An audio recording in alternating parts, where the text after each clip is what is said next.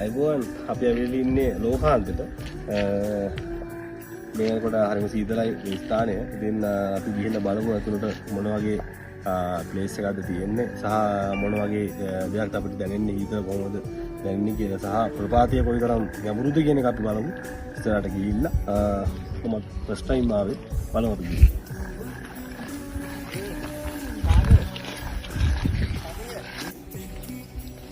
අපි දැන් කිලෝමීටරයක් විතර ආවා. බලමු කිලෝමීටර් 3ක් විතර යන්න තියෙනවා කියලා කියනවා. බලමු ගිහිල්ලා පයින් යන්න තියෙන්නේ. කිලෝමීටර් 3ක් විතර තියෙනවා. අපි ගිහලා බලමු. ඔය හෝටල් දැන්නේ අපි ටිකක් දුර එනකොට අපිට හම්බ වෙනවා මේ බෝඩ් එක වලට පෙන්නන්න. ඒකට මේ බෝඩ් එක. ඉතින් හරියේ ලස්සන දිය පාරක් තියෙනවා. හරිම ලස්සනයි. හරිම පිරිසුදු වතුර ටිකක් තියෙන්නේ. පෙන්නන්න වීඩියෝ එක අපි මේ ටික බලමු. ඉස්සරහට ගිහිල්ලා.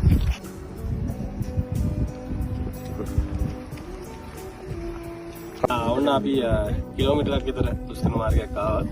අපිට නමට කන්දක් මුදුනේදී රෝඩ් එක හම්බුණා. මේ රටේ කිව්වොතින් පුංචි ලෝකාන්තය මුලින්ම මේ පුංචි ලෝකාන්තය මේ රටේ කිව්වොතින් මේකට මුලින්ම හම්බ වෙන්නේ. ඉතින් අපි පුංචි ලෝකාන්තය බලන්න මේ පැත්තෙන් යනවා. ඔන්න අපිට යාළුවෙක් හම්බ වුණා. පේනවාද ඇවිල්ලා ඉන්නවා කෑම හොයනවා. ඇත්තටම අපි දන්නේ නැහැ මේ ඒ කියන්නේ අපිට මොකද ගේන දුන්නේ නැහැ එතනින්. නැත්නම් අපි මෙයාට මොහේ අරගෙන එනවා. මෙයා හරි ඉරයි. මේ යන්නේ නැහැ දැන් අර ලේනු වෙන අය ආවම යනවනේ. දැන් මේ ඇවිල්ලා බලනවා කන්න මොනවද තියෙනවද කියලා. ඇත්තටම කන්න මොකුත් දෙයක් අපි ගෙනාගෙන අපිට ගේන දුන්නේ නැහැ. ඊයේ බලමු තව කිලෝමීටරයක් විතර තියෙනවා අපිට යන්න. වරපරාදී මේ බෝඩ් එක 270 මීටර 270ක් ප්‍රපාතයක් තමයි මෙතන තියෙන්නේ. මෙතනින් වැටිලා ගොඩක් දෙනෙක් ගිය ගිහිල්ලා තිනවා. අද වෙනකොට පුංචි ලෝකාන්තයෙන් බේරලා තියෙන එක්කෙනයි. ඒ ස්ටයිල් ජාතිකයෙක් ස්ටයිල් ඉඳලා ආපු කෙනෙක් විදේශිකයෙක්.